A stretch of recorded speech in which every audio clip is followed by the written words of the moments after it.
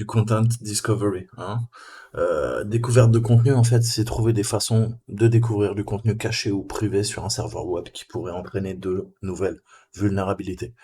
Donc maintenant que vous êtes un peu à l'aise avec la reco, on va voir d'autres concepts, hein, puisque c'est lors de notre phase de reconnaissance et d'énumération, le content delivery euh, en fait partie, hein.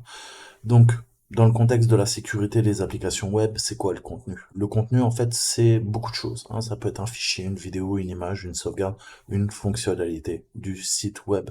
Lorsqu'on parle, en fait, de découverte de contenu, on parle pas de choses évidentes, hein, que nous pourrions voir sur un site web. Ça, n'importe qui pourrait le faire, ma grand-mère également. Ce sont les choses qui ne sont pas immédiatement présentées et qui ne sont pas destinées au grand public, hein, à l'accès public. C'est pour ça qu'on utilise des logiciels, hein, comme GoBuster, DearSearch, DearBuster, pour énumérer, hein, via la force brute. On prend des dictionnaires ou pas et on lui demande d'aller chercher tel ou tel fichier, telle ou telle extension, aller dans tel ou tel répertoire, ou à partir d'un dictionnaire nous donner des informations sur l'architecture du serveur et de l'application web, hein. Donc le contenu, c'est quoi? Ça peut être des pages, des portails qui sont destinés à l'usage du personnel d'une entreprise, par exemple, ou des versions plus anciennes du site web, hein, des fichiers de sauvegarde, de configuration, des panneaux d'administration qu'on appelle dashboard. Donc on a trois vraiment grosses techniques pour faire la découverte du contenu d'un site web. C'est manuel, à la main, ok, automatisé et OSINT, hein. Très souvent, c'est OSINT et automatisé qu'on fera dans un premier temps. Donc OSINT, je vous ai dit, hein, vous allez essayer de trouver des indices qui vous mettront sur la piste des frameworks, des quadriciels, des modules, éventuellement de la technologie qui fait tourner le serveur web que vous voulez pirater pour avoir des informations, hein, lors de votre test d'engagement, pour avoir des indices, hein, qui vont vous permettre d'aller récupérer les manuels, la documentation, les bases de connaissances, les knowledge base, bref, tout ce qui va pouvoir vous aider à mettre en place votre cyberattaque. Donc bien retenir, hein, manuel, automatisé et via l'OSINT. Ensuite, on va parler un peu des robots TXT, hein. Les robots TXT, vous savez qu'on a des crawlers, hein, ce qu'on appelle les GAFAM, Google notamment, utilisent quoi? Bah, des bots, en fait, hein, qui vont venir faire du web scrapping, hein. Scraper, c'est-à-dire, en gros, gratter la surface du net, hein, parce qu'on parle du web de surface, on parle pas du dark web qui n'est par opposition pas indexé par les moteurs de recherche, hein. Donc on a un fichier à la racine tout le temps sur un site web, je vais vous montrer, qui s'appelle robot.txt. Je vous en avais déjà parlé, mais grosso modo c'est un document qui indique au moteur de recherche quelles pages ils peuvent ou ne peuvent pas afficher dans les résultats des moteurs de recherche, hein. Et parfois même on peut demander d'interdire aux moteurs de recherche spécifiques ou à tous les moteurs de recherche d'explorer complètement le site web, hein. Après, encore une fois, c'est au bon vouloir de quoi? Des moteurs de recherche, hein. Vous pouvez demander à Google qui vous espionne pas, c'est pas sûr qu'il va pas le faire, hein. Google, c'est tout, hein. Mieux que ma mère encore. Donc plus sérieusement, hein, il peut être au courant que le fait de restreindre certaines zones du site web, ça peut être utile en fait, hein. On va essayer de restreindre certaines zones du site web pour qu'elles soient pas affichées dans les résultats du moteur de recherche. Je m'explique un petit exemple comme ça. Si j'ai un portail d'administration ou des fichiers qui sont destinés aux clients du site web, ça va. Mais si jamais c'est des zones telles que des portails d'administration, là, je vous disais, donc il est courant en fait de restreindre certaines zones du site web, hein. Il faut pas qu'elles soient affichées dans les résultats des moteurs de recherche. Ces pages peuvent être des zones telles que des portails d'administration ou des fichiers destinés aux clients du site web. Donc si c'est des fichiers destinés aux clients du site web, ça me dérange pas. Par contre, si c'est un portail d'administration pour mes administrateurs et que à partir de Google, j'ai le lien, bah, vous imaginez bien que le hacker, qu'est-ce qu'il va faire? Il va aller sur Google, il va chercher, et s'il trouve, il aura le lien direct au portail d'administration. Il n'a plus qu'à faire une attaque de force brute. Donc ce fichier nous donne une excellente liste d'emplacements pour nous, pour nos tests d'engagement, puisqu'on sait que les propriétaires ne veulent pas que les crawlers des GAFAM, de Google, etc., viennent indexer ces informations. Donc ça veut dire qu'il y a des choses à cacher. Et nous, c'est justement, en tant que testeur d'intrusion, les choses que veulent cacher les propriétaires qui nous intéressent. Parce que ça va être notre sésame. Là, j'arrive sur la page de nos champions. Vous commencez à les connaître. Là, à la racine, on a quoi? On a un robot TXT, peut-être pluriel? Ok. Donc ça dit quoi? Ça dit à tous les user agents, hein, vous savez qu'on sert des user agents, donc n'importe qui. Donc en gros tous les crawlers de quoi? De Bing, de euh, MSM, de ça c'est côté Microsoft, de Google, Quant, peu importe tous les moteurs de recherche, ok? On a quoi? On veut bien qu'ils aillent à la racine. Par contre, on n'a pas envie qu'ils indexent staff, portal. Vous avez bien compris que déjà on a une indication majeure. Ça veut dire que quoi? Ça veut dire que tu veux pas que j'aille là, hein? Voilà. Et là, qu'est-ce qu'il nous dit? Il nous dit, t'as trouvé, hein, le endpoint, hein, le point de terminaison qui était présent dans, dans le robot.txt, hein, qui empêchait de consulter cet endroit, hein. Donc on va demander, grâce au robot.txt, de lui dire, écoute, je ne veux pas que les robots d'indexation aient accès à ça, hein. Soit c'est allow, autorise, soit c'est quoi? C'est disallow, hein, donc l'inverse.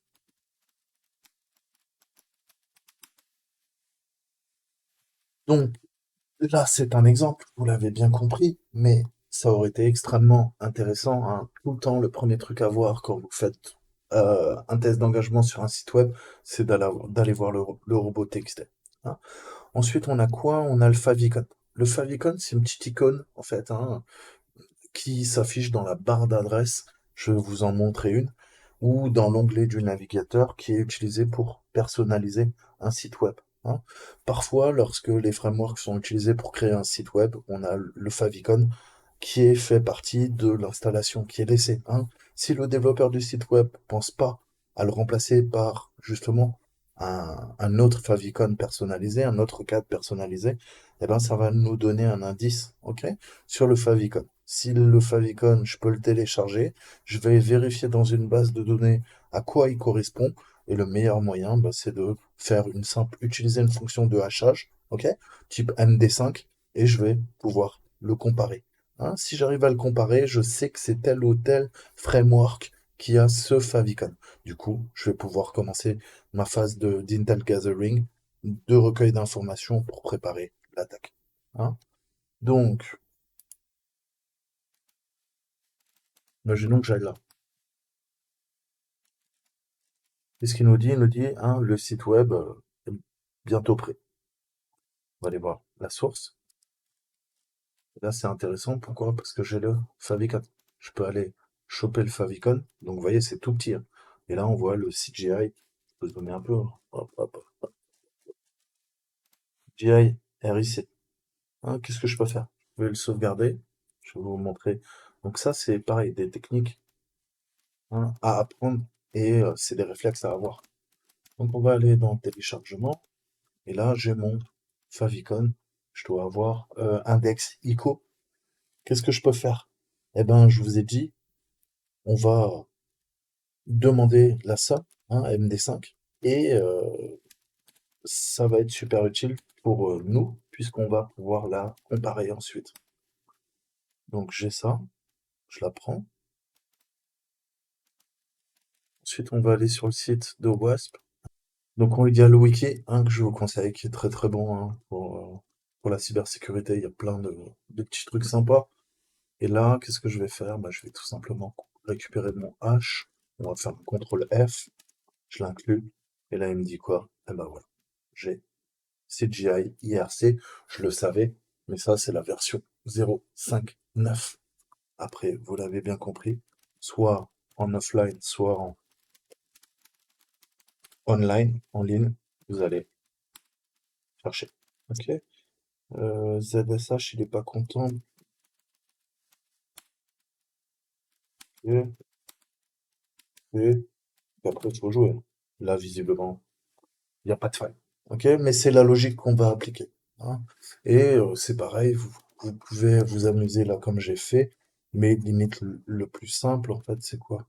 C'est d'aller voir le site, pardon, hein, et vous emmerdez pas, hein. Vous pouvez faire quoi? Un simple curl, hein,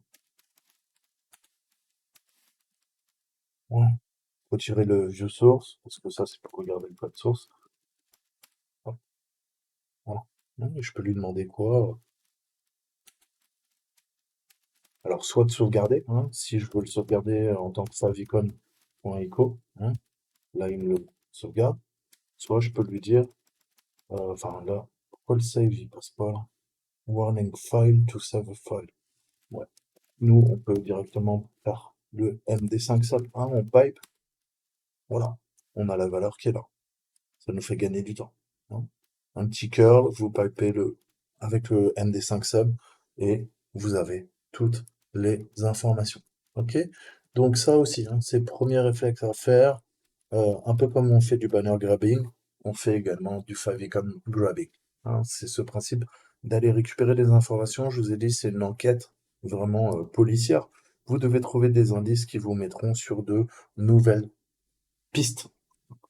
Ensuite, on a ce qu'on appelle le plan du site, hein, c'est le sitemap. Le sitemap, c'est un terme que vous verrez souvent quand vous utilisez Burp, mais pas que, hein. Tout simplement, en fait, contrairement aux fichiers TXT robots qui se limitent aux robots d'exploration des moteurs de recherche, ce qu'ils peuvent regarder ou pas, indexer ou pas, le sitemap.xml, ça donne une liste de tous les fichiers que le propriétaire du site web souhaite voir, en fait, répertoriés sur un moteur de recherche.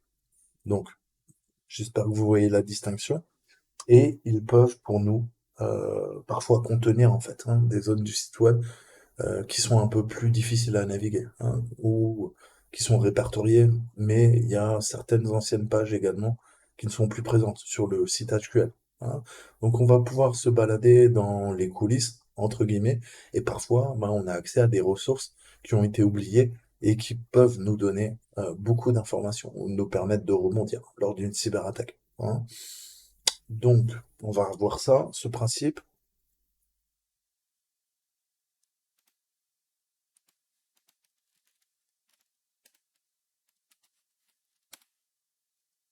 Voilà. Donc là, qu'est-ce qu'il nous dit? Il nous dit, écoute, tiens, hein, t'as un news article, ID 1, 2, 3, tac, tac, et surtout, il y a quoi? Il y a ça, et il y a Secret Area. D'accord? Donc ça, on a fait plusieurs CTF. J'avais jamais trouvé ça, hein, puisque si je vais sur la page par défaut, je ne la vois pas. Je m'explique. Je le détaille. Ok. Là, j'ai pas de secret area, hein. Mais je vous ai dit, c'est pas parce qu'il n'y a pas l'ancrage avec le bouton que on peut pas y accéder, hein. En fait, qu'est-ce qui se passe? Je vais essayer de vous expliquer. Copier, on va y aller, vous allez comprendre, hein. On a trouvé un point de terminaison grâce à la sitemap. Donc ça, c'est intéressant. C'est aller voir aussi et penser à tout ça, hein, parce que je vous ai dit, il faut que vous habituez votre cerveau à quoi? À penser ce qui est invisible, hein, l'invisible. Tout simplement parce que c'est pas forcément apparent, hein. C'est le principe quand vous recherchez des failles, des points de terminaison qui sont sensibles, qui vous permettent de pivoter lors de votre attaque, ben c'est pas forcément des choses auxquelles on penserait immédiatement. Et comment vous expliquer? Donc là, je vais aller, on va bidouiller, que je vous explique un peu. On va modifier la vie. Alors, on a customer. On va se prendre le customer, vous allez. Ok. Donc là, j'ai mon customer avec ma href. Parfait. Qu'est-ce que je peux faire d'autre aussi? Hmm. Je peux lui dire quoi? Je peux lui dire, ah, href. Vous compreniez la logique, en fait.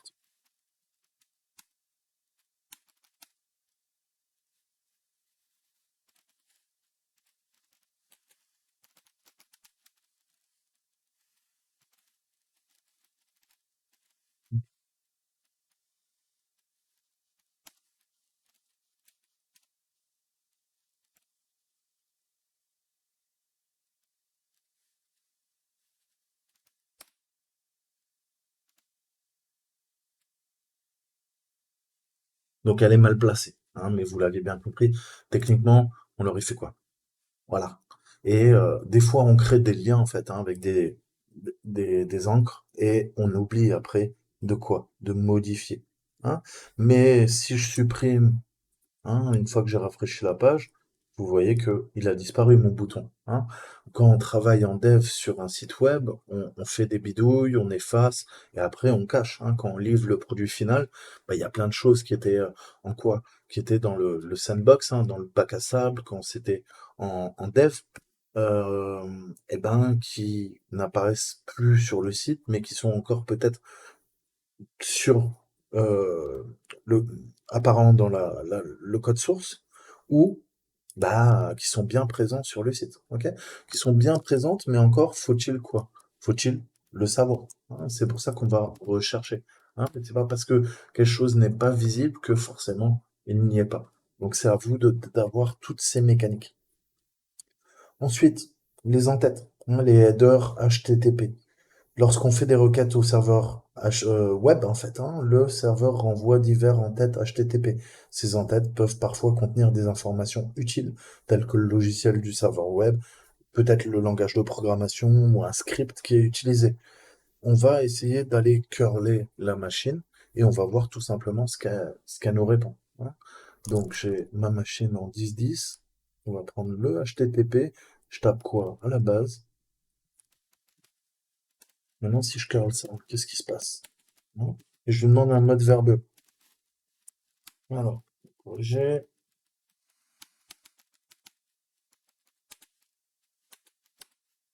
voilà, on récupère plein de choses. J'ai mon header flag, et j'ai quoi? J'ai tout ce qui se passe, hein. Je vous ai dit quoi? Il y a quoi dans une requête, hein? On a le header, l'entête, et on a le body. Et dans le body, on a quoi? On a le doctype, au format HTML. Ce qui permet d'afficher la page, en fait, ni plus ni moins, hein. C'est exactement ce qu'on voit.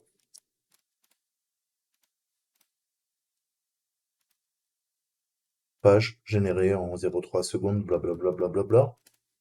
Page générée, bah là, ça a mis un peu moins de temps. Mais vous voyez que c'est exactement ça, hein. Sauf qu'on ne le lit pas dans notre navigateur. On le lit grâce à curl. Mais curl, vous savez qu'il fait quoi? Il simule tout simplement quoi? Il simule l'action, hein, d'un navigateur web. Sauf que c'est de la ligne de commande.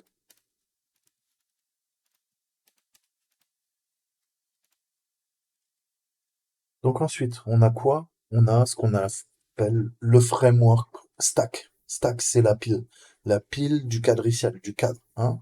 Une fois qu'on a établi le cadre d'un site web, donc le framework ou le quadriciel, soit à partir de l'exemple du favicon, hein, comme on l'a vu, ou en recherchant des indices dans le code source de la page, hein. C'est vraiment des commentaires, des avis de droit d'auteur, des crédits, comme on les appelle, ça va nous permettre justement, hein, de comprendre quel framework ou telle technologie, tel langage, tel script fait fonctionner, hein. Donc c'est vraiment là, c'est un travail d'enquête, hein, comme je vous le disais, ni plus ni moins. Et après, il va falloir, via l'OSINT, récupérer des informations sur les fameux logiciels, sur d'autres informations qui pourraient conduire à plus de contenu, hein, qu'on pourrait découvrir. Donc c'est ce principe de pivoter d'information en information, hein. Je vous ai dit, le pivot, c'est pas uniquement via une attaque réseau. Le pivot, c'est pas uniquement pivot vertical, latéral, au niveau d'une escalade de privilèges, hein. Le pivot se fait également dans le recueil d'informations. C'est le cycle du renseignement, c'est le cycle du recueil d'informations. Je vous en ai déjà parlé. L'OSINT, c'est exactement ça. On va pivoter d'une information à une information. Si je dois vous faire une métaphore, vous cliquez toute l'année sur des liens hypertextes dans votre navigateur. Qu'est-ce qu'on fait? Vous pivotez d'une information à une autre information. Vous pivotez d'un site web à un autre site web. Vous pivotez d'un article Wikipédia à un autre, etc., etc., hein.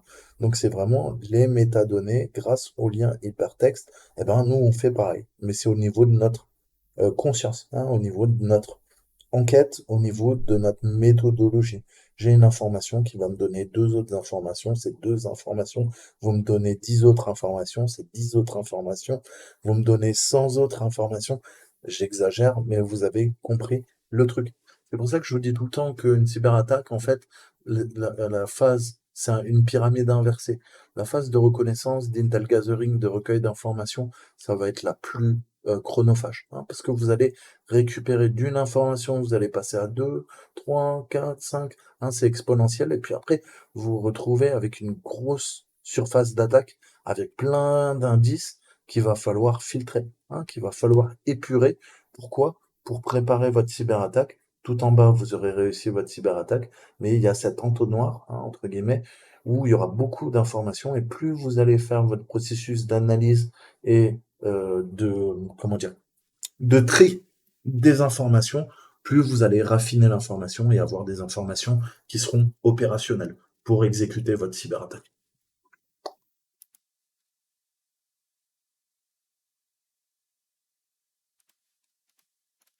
Donc un exemple, hein, on l'avait vu, mais à chaque fois qu'on génère la page, on a quoi? On a un commentaire, hein, à la fin de chaque page, avec un temps de chargement de la page, un lien vers le framework, on était allé le voir, et ça peut nous donner des informations. On avait vu qu'on pouvait quoi? S'amuser à aller taper là-dedans, c'est un exemple, bien sûr. Hop, voilà. Et là, on récupère de la documentation, on avait vu que c'était admin, qu'on pouvait aller dans le THM Framework, hein. Donc, n'hésitez pas à toujours aller récupérer des informations.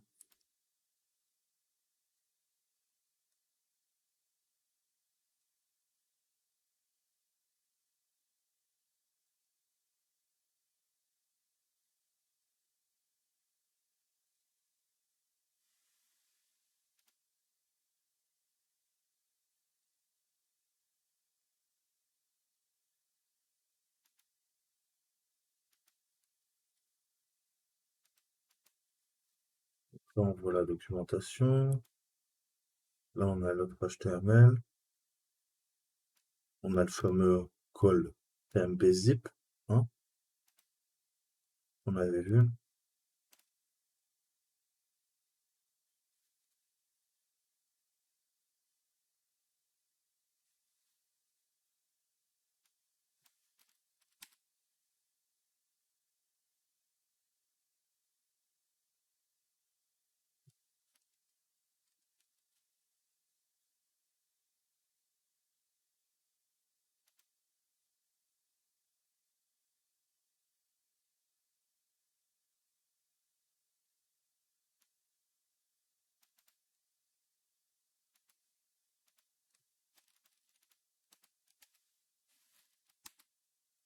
Voilà.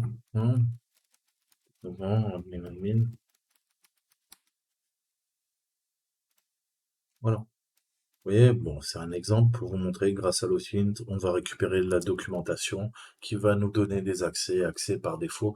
Les default credentials, le premier truc aussi également que vous devez aller chercher, puisque bah, parfois on oubliera de changer les mots de passe. Ok? Ensuite, Google Dorking, je vais aller vite parce que bah, je vous ai fait des cours déjà, à vous de creuser ensuite, mais on a des ressources externes disponibles qui peuvent nous aider à découvrir des informations sur le site web cible, hein. Ces ressources sont appelées souvent en OSINT, hein, en Open Source Intelligence. Ce sont des outils disponibles gratuitement qui collectent des informations pour nous. Donc en Google Lurking, hein, c'est utiliser les fonctionnalités avancées du moteur de recherche Google qui vont nous permettre d'utiliser plusieurs filtres, hein. Les filtres nous permettent de faire correspondre avec certains termes de recherche. Par exemple, je m'explique. Je peux utiliser quoi? Site. Site va renvoyer uniquement les résultats euh, à partir de l'adresse du site spécifié. Imaginons que je recherche quoi? Try Avec Me, et que je veux quoi? Je veux les admin. Je peux faire quoi? Bon, imaginons Try Avec Me déjà.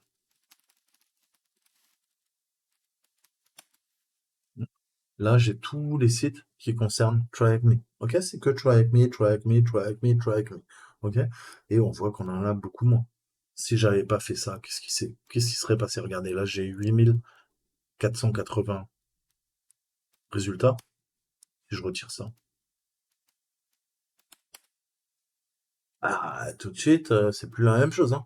Moi, je préfère chercher 4800 sites que chercher dans 551 000 sites, hein. À mon avis, j'y serai encore l'année prochaine. Vous voyez où je veux en venir? On va affiner. Affiner, on peut demander, je vous ai dit, on a InEarl. InEarl renvoie les résultats dont le mot est spécifié dans l'URL. InEarl, je veux dire quoi? Je veux dire admin. Admin. Admin. Hein? Admin. Ça va rechercher le mot-clé, hein, qui est présent dans l'URL. Admin. Admin.google. Compte de connexion, etc., etc. Qu'est-ce que je peux faire? Je vous ai montré le file type, hein. File type, je peux quoi? Faire un PDF? Alors là, il est pas content. Pourquoi il est pas content?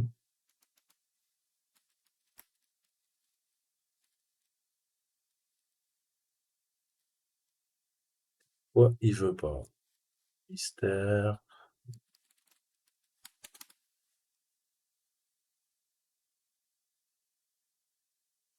Je sais pas pourquoi il veut pas.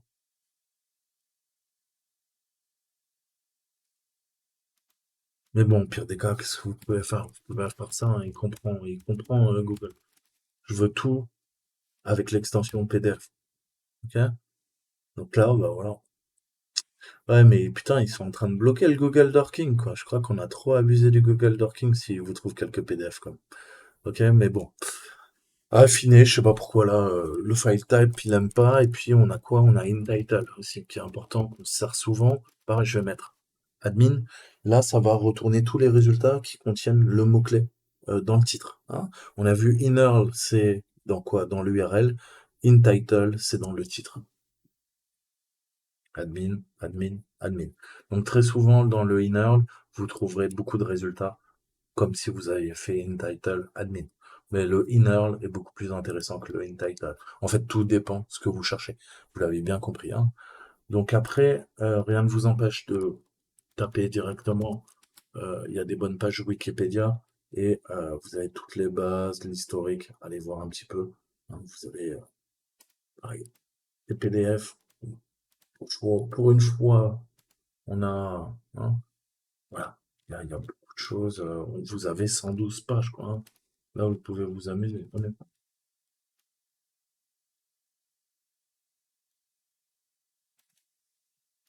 Et affiner les recherches sur le web, vous avez quelques indications. Euh, Pareil, 170 pages sur comment faire du Google Docking, ok? Faire de l'advanced scrolling, comme on dit, hein.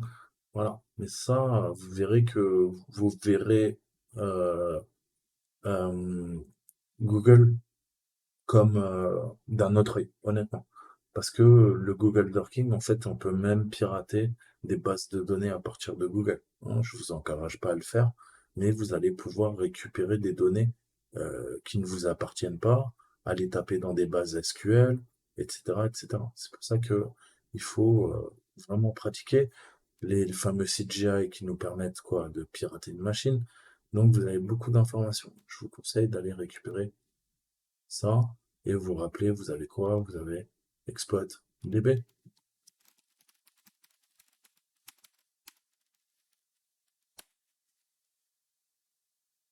Mais là, vous avez quoi? Google Darking, Hacking Database. Vous avez tout ici. Ok? Il y a 7339 entrées. Pareil, allez vous amuser. Ok? Faites ça. Ouais, ouais, ok.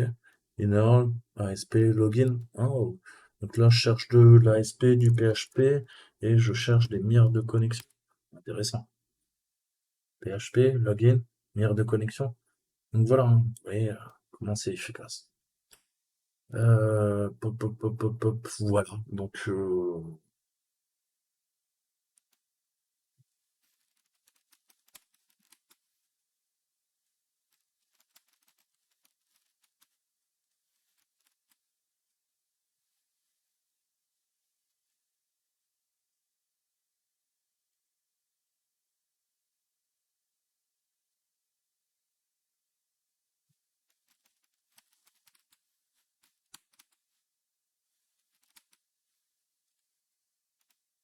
ensuite, On le voit tous les jours. C'est notre Web Appalizer. Hein, j'ai une extension que je vous conseille qui va vous permettre de récupérer beaucoup d'informations. Hein, au niveau de, si vous avez une clé API, c'est encore mieux. Mais déjà, je sais que quoi? Le serveur de webarchive.org, il utilise un serveur Web Nginx, euh, du JavaScript Libraries, j'ai les numéros de version. Vous avez bien compris qu'on va aller direct taper dans exploit-db ou searchplot pour chercher des exploits, éventuellement si on doit venir attaquer. Hein. Donc c'est vraiment un très très bon outil. Et dès que vous allez sur quoi? Sur un site qui utilise des frameworks, des CMS, hein, du Content Management System, c'est-à-dire la livraison de contenu, typiquement le plus connu, c'est quoi? C'est notre ami. Euh, putain, je vais y arriver.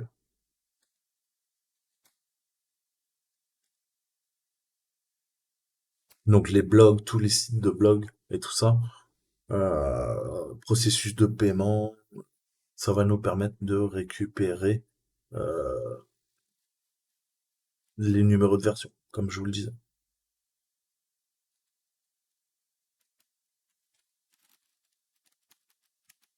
Donc Wapalizer, vraiment très très bon à installer d'office. Ensuite, on a la Webpack Machine. Pareil, plein de gens ne connaissent pas ou ne pensent pas à se servir. Hein. Archive.org, vous pouvez récupérer plein de bouquins, de vidéos, d'audio, de logiciels gratuitement, hein, directement sur leur site. Allez faire des recherches, hein. Des fois, on trouve des petites perles. Ça archive tout et surtout on a la Wayback Machine. La Wayback Machine, c'est vraiment une empreinte digitale qui remonte jusqu'aux années 90 et vous pouvez chercher un nom de domaine et ça va vous montrer à chaque fois qu'il y a eu du scrapping, hein, à chaque fois que la page, il y a eu les spiders, les scrappers qui ont indexé le contenu et ça nous permet de découvrir des pages qui ont été effacées, qui ont été modifiées. Hein. Donc ça, je vous en avais déjà parlé, mais prenons un exemple très trivial. Voilà, hein, je prends quoi?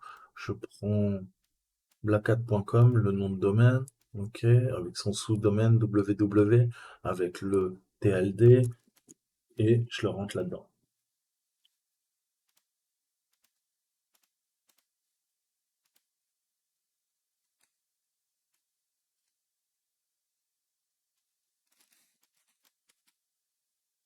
Voilà.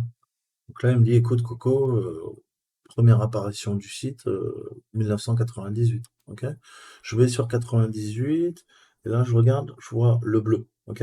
La première fois qu'a été indexé par les crawlers blackhat.com, eh ben, c'était le 5 décembre 1998 à 20h57 et 10 secondes.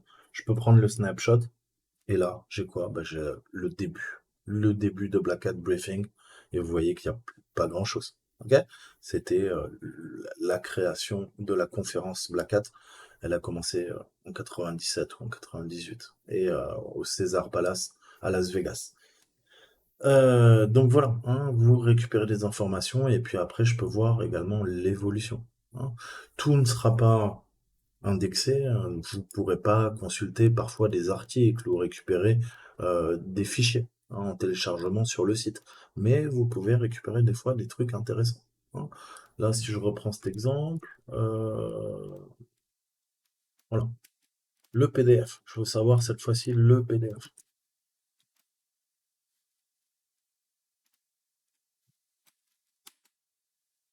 Ok.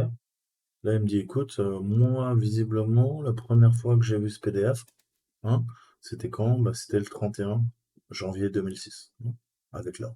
Je clique sur l'heure.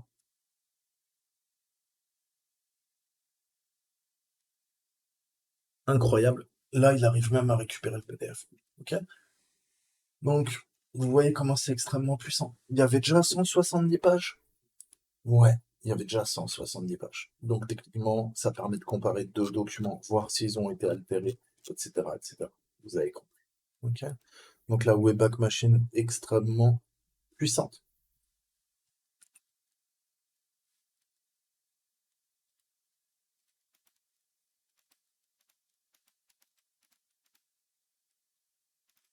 Donc, le site, hein, via Git aussi.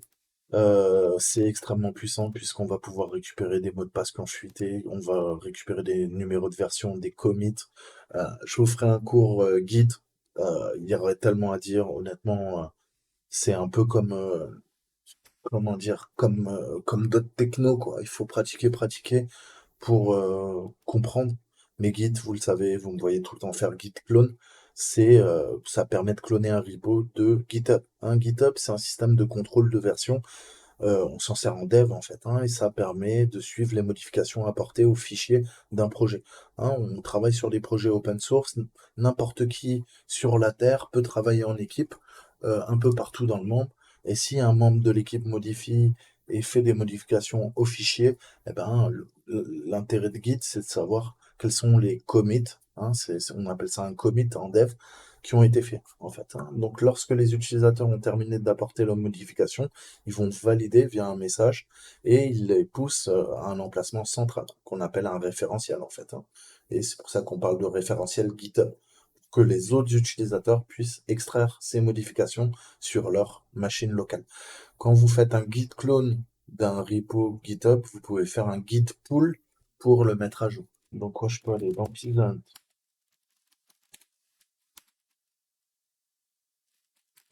do,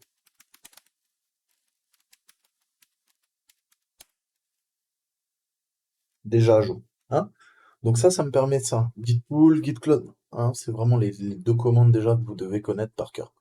Et donc les référentiels peuvent être définis soit en public, soit en privé, et ils disposent d'ACL, de divers contrôles d'accès.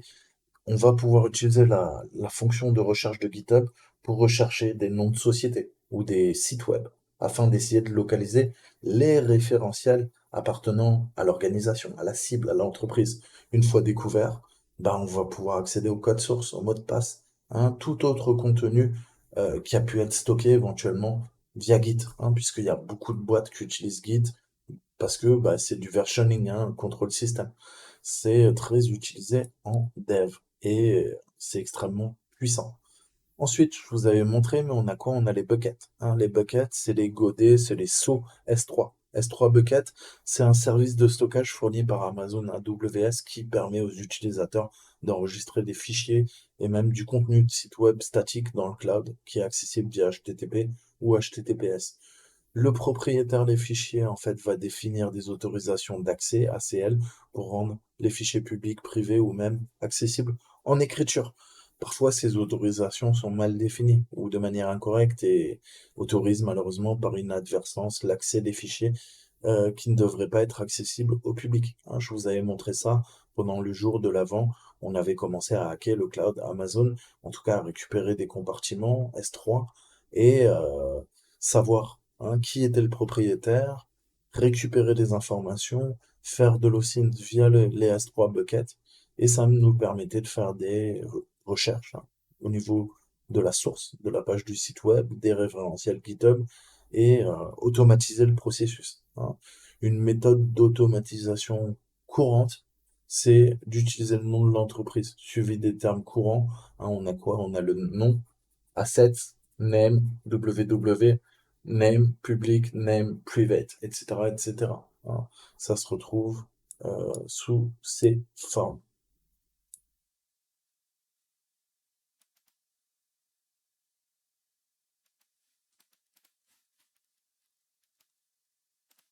Hein. Tout va dépendre. Mais non, alors là, après, vous pouvez mettre ce que vous voulez. THM private, THM public, THM www, THM quelque chose. Hein. Comment je sais ça? Parce que je peux tout à fait quoi? M'amuser à aller taper sur les serveurs d'Amazon.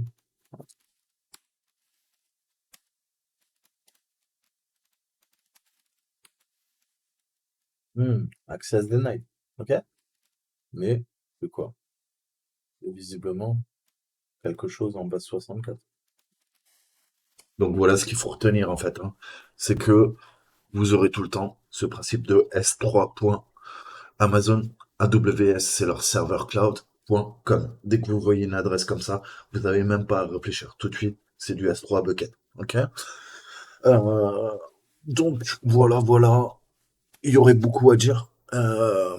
Si vous voulez en savoir un peu plus, je vous conseille d'aller voir la chaîne de Cocadmin, parce qu'il touche bien, hein, c'est son boulot, c'est pas le mien. Mais allez voir Cocadmin sur YouTube. Et voilà, franchement, si vous voulez avoir des petits cours Docker, des petits cours AWS, je pense que c'est un des meilleurs français. Maintenant, il vit au Canada, au Québec, à Montréal. Mais très très bon, très sympa, une bonne personne à aller voir. Allez voir pour tout ce qui est administration, dev, hein, c'est un ingénieur Linux à la base. Et voilà, très bon administrateur, plein de petites histoires croustillantes. Allez voir sa chaîne si vous n'êtes pas encore abonné. Il y a également son Discord. Voilà. Maintenant, on va passer à la recherche automatisée, hein. Donc, on a vu, hein, au Synth, ça, je pense que je n'ai même pas besoin de vous expliquer comment faire. Il va falloir récupérer un maximum de processus, de données, de manuels, de données techniques, hein. Vraiment, on va faire du renseignement. Pourquoi? Eh ben, pour comprendre, je vous disais, l'architecture, hein, comment ça fonctionne, quels fichiers sont critiques, hein, quels sont les mots de passe par défaut. Ça, vous devez tout le temps avoir ce réflexe. Mais on va automatiser, hein. Vous savez, on le fait là dans mes vidéos de CTF, mais on le fait également dans la nature quand on commence à s'intéresser à faire du pentest. Donc le processus automatisé, hein, on va pouvoir gagner du temps. Naturellement, c'est un peu le but, mais on va pousser des millions de requêtes en fait vers le serveur web, hein, grâce à des dictionnaires. Et je vous ai dit, hein, c'est ce qu'on appelle une attaque par force brute, énumération par force brute. En gros, c'est demande, vérifie s'il y a un fichier ou un répertoire qui existe sur le site web, et ça va nous donner accès à des ressources qu'on ignorait l'existence, hein. C'est grâce à ça. Ce processus, il est rendu possible grâce à notre liste de mots, hein, une word list. Vous avez vu que, pas forcément, hein, on n'est pas obligé d'utiliser forcément une word list, mais généralement, on va en utiliser une. Tout va dépendre des cas de figure. Si vous faites uniquement de l'énumération d'extensions, je veux rechercher le CGI, le PHP, les fichiers zip, les fichiers exe, je peux me passer éventuellement d'une word list. Par contre, quand je veux mapper totalement, hein, une architecture, un serveur, un framework, ce que vous voulez, on a des dictionnaires dédiés, hein. J'utilise tout le temps le même en CTF. Par contre, je vous ai dit, il va falloir adapter dans la vie de tous les jours vos dictionnaires à l'infra, à l'architecture, au serveur que vous attaquez, hein. On a plein de dictionnaires et les dictionnaires, vous savez, allez jeter un coup d'œil, ils sont dans User Share Word List, ni plus ni moins.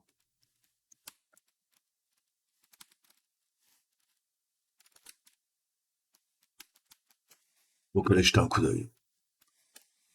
Alors, donc une liste de mots, une word list, un dictionnaire en bon français. Ce sont des fichiers texte qui contiennent une liste de mots courants utilisés. Ils peuvent couvrir de nombreux cas d'utilisation différents. Comme je vous disais, hein, on va avoir une liste de mots de passe qui va inclure par exemple les mots de passe les plus utilisés. Et quand on recherche du continu, c'est pas vraiment ça en fait qui nous intéresse. C'est pas des mots de passe, c'est pas des noms d'utilisateurs. On peut s'en servir pour faire des attaques de brute force. Non, quand on fait de l'énumération, pardon, par force brute, on va avoir des noms de répertoires, de fichiers les plus couramment utilisés, comme vous l'avez compris, hein. Je vous conseille d'aller voir la checklist aussi, hein. Elle est constamment mise à jour par, par Daniel Mislar, mais on a quoi? On a user share. Pourquoi il veut pas taper? Bon, ouais, décidé de m'emmerder. Comment ça?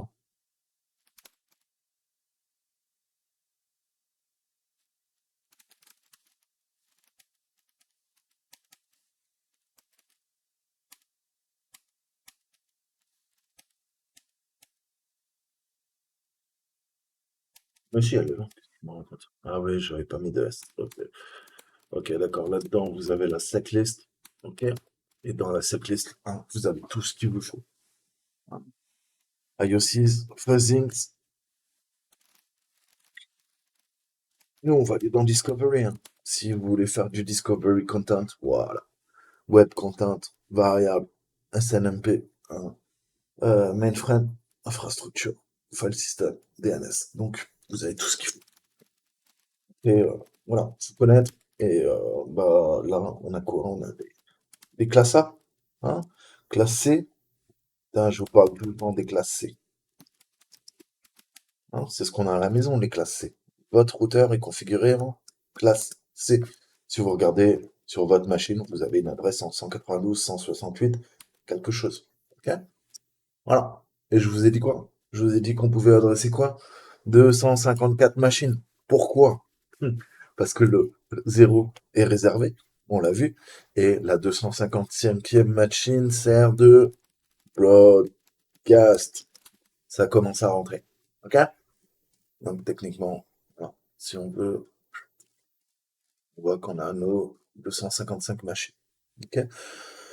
Bon, ça c'est bien, mais on va passer un peu à la pratique. On va se prendre une petite machine et je vais vous montrer. On va utiliser Faf, Derb, GoBuster et mon ami DearSearch, hein. On va se faire ça. Donc là, qu'est-ce que je peux lui dire? Bah, je peux lui dire déjà, est-ce que ça ping? Savoir si je peux atteindre le serveur. Je peux atteindre le serveur, 40 millisecondes. Donc, word list. Moi, j'ai déplacé hein, mes word list ici. Après, bah, vous faites comme vous voulez en fait, hein. Sec list, discovery. On va se faire un web content. On va se prendre le common. Il est où mon common.txt? Ouais, et à la fin. Ok. Qu'est-ce qu'il nous faut? Tout le temps argument U hein, pour avoir tout simplement le host. Et là, c'est très important. Où vous placez quoi? Le mot-clé fuzz, hein, eh ben, c'est là que Faf va savoir comment énumérer. Hein.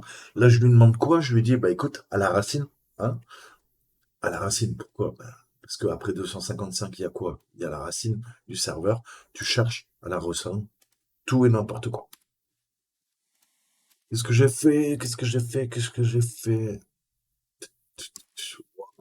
Dyslexique! Ok. Donc ça tourne. On va voir les différents résultats pour bien comprendre.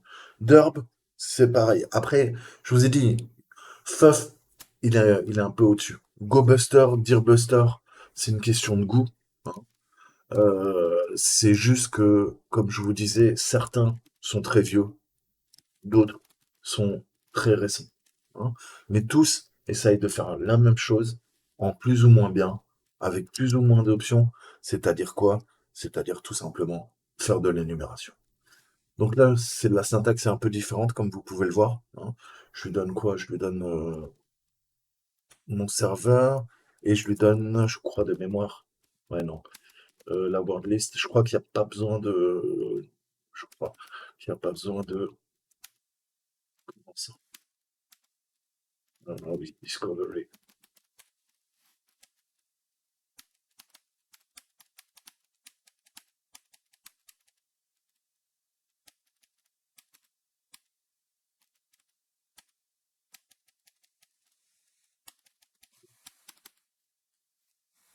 Ok. Ensuite, on a quoi? On a notre ami GoBuster. GoBuster dire. Euh, list, non, word list, sec, this, web, content, discovery, common.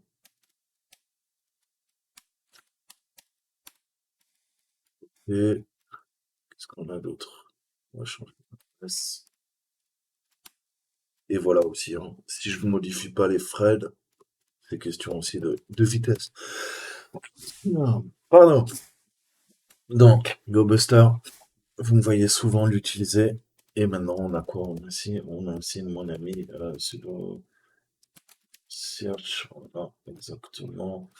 Donc là, pareil. Qu'est-ce que je vais lui dire? Je vais lui dire par défaut. Les threads, je n'y touche pas. Je vais dire récursive quand même. Et on va lui donner l'adresse IP maintenant.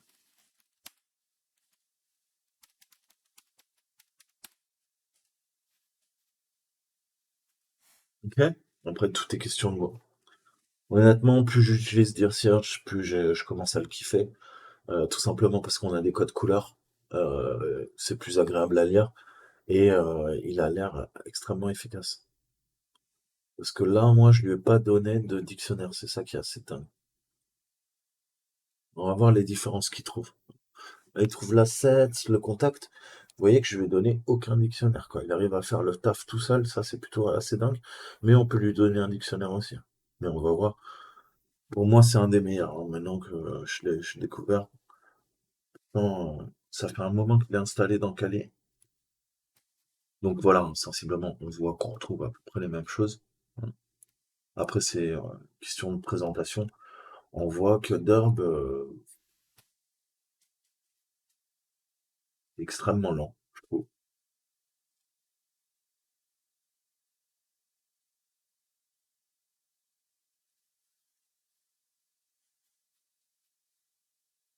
Derb, un flag.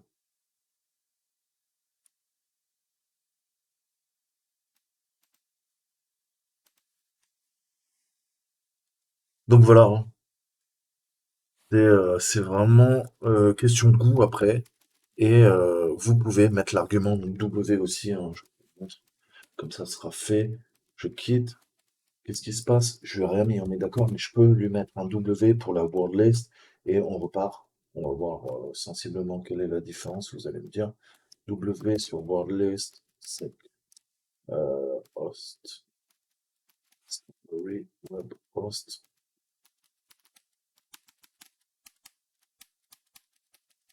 Tout à fait possible, hein. Voilà. Does not exist. C'était fait comme bitches.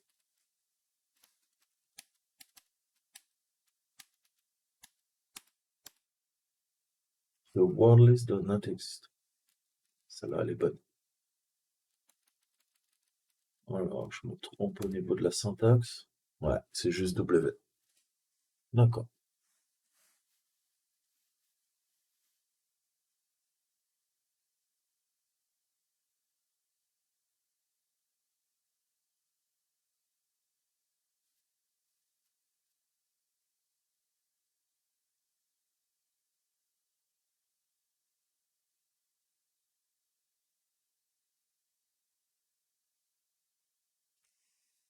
Donc on va voir, on va calculer le temps. Hein, par curiosité, il a commencé à 13h31, il termine les 100%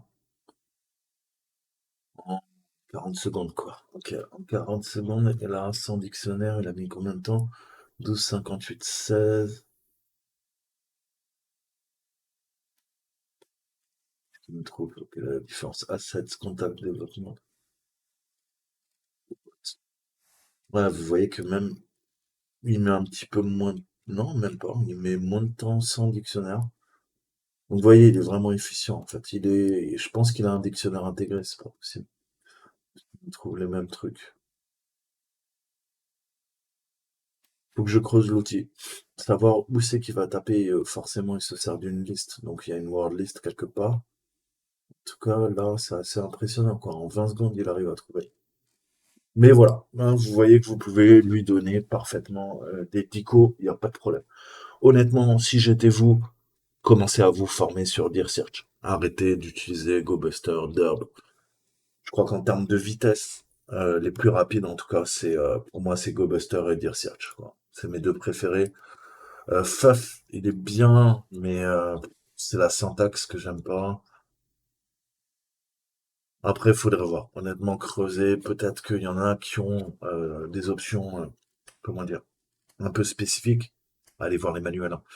Je vous rappelle, hein, le premier réflexe que vous devez avoir, c'est quoi? C'est de taper Faf Kali Linux, hein, pour aller voir la box, hein. Vous savez que vous avez tous les outils qui sont expliqués, hein. Voilà. Là, tu as l'outil, tu sais à quoi il sert, tu traduis la page en français, et là, tu as le help, déjà. Ok?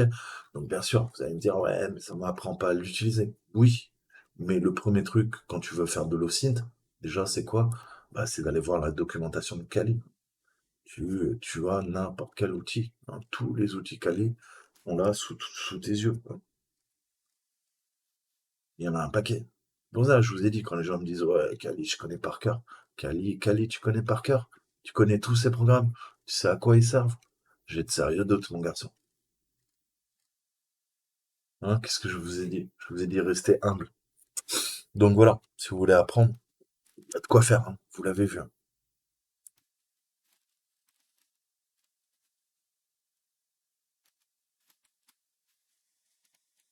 Donc dans notre exemple, hein, si on s'est baladé sur notre équipe de champions, on voit qu'on a du private, un ex, hein, c'est intéressant.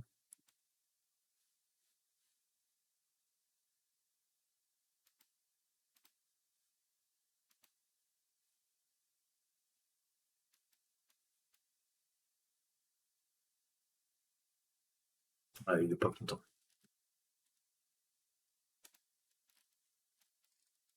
Ouais, il y a Derm qui est encore en train de tourner. Change password. Ah, intéressant. Ça, c'est intéressant, ça. Donc voilà, le principe de l'énumération, je vais chercher d'accéder à des endroits qui ne m'appartiennent pas et auxquels bah, je ne pourrais pas trouver, hein, en faisant quoi? Ma technique de Happy Pass. Je l'ai dit. Happy Pass. Ouais, non. En cybersec, bande de-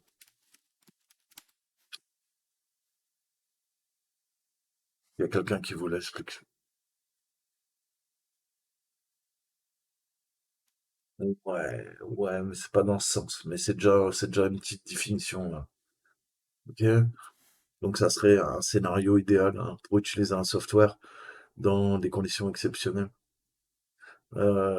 où tout fonctionne en fait, hein. Tout marche parfaitement et c'est aussi donc ça se réfère au workflow, hein, au niveau cognitif qui consiste, hein, à lister les actions qu'on pourrait accomplir, hein, et qui seraient satisfaisantes. Donc on l'utilise en dev, mais on l'utilise surtout aussi nous en cybersécurité. Pourquoi? Parce que bah, ça va nous permettre justement, hein, de comprendre la logique. Je vous ai dit, qui dit logiciel dit logique. Hein, les favicon, tout ça. Pas mal ce petit site, si vous connaissez pas.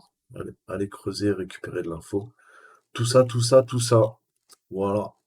Moi je vous dis à très bientôt pour une nouvelle vidéo. Ciao, ciao.